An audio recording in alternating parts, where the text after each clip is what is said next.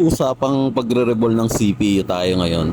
Bakit nga ba ang mahal-mahal pag magpapa-revolve ng CPU? Sabi nila, ere-revolve lang naman daw yun. Babaklasin yung pyesa, tapos lilinisin, tapos lalagyan daw uli ng LED. Ganun lang naman daw. Pero bakit napakamahal ng pagpapa-revolve, lalo na CPU ang mga problema ng ng mga unit natin or mga phone natin. Bakit nga ba napakamahal? Unang-una ho kasi, ang pagre-revolve ng CPU, marami kang kailangang gamit diyan. Kailangan mo ng scoop, kailangan mo ng stencil, kailangan mo ng revolving paste, tapos kailangan mo ng hot air syempre. Tapos kailangan mo ng soldering. At ang pinaka-importante diyan, kailangan mo ng talento.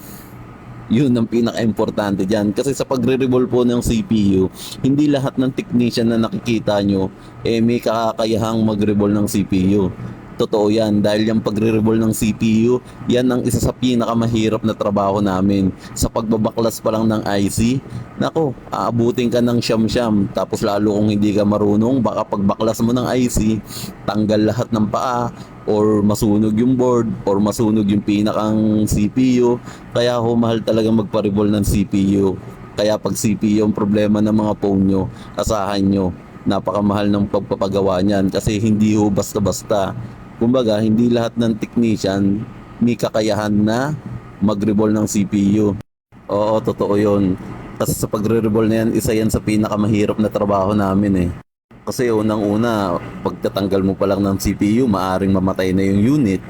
Pagtatanggal mo ng CPU, maaring pumutok yung pyesa. O sa pagtatanggal mo ng CPU, maaring malipted yung mga paa. Tapos sa paglilinis din, ayan, medyo mahirap din yung paglilinis niyan. Kailangan dahan-dahan. Dapat medyo maganda yung soldering na gagamitin mo.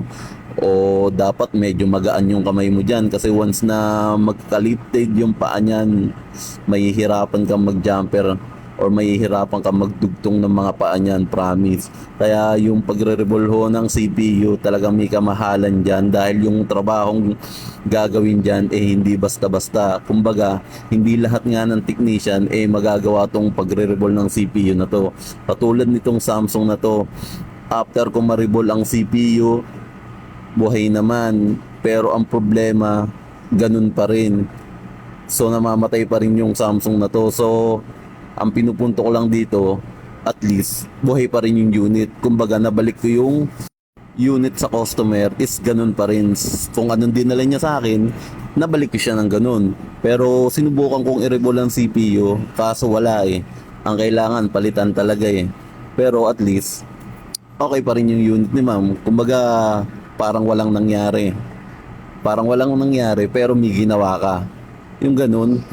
Kaya sa pagre-revolve kasi ng CPU, talagang kailangan mo dyan. Talento talaga ang kailangan mo dyan.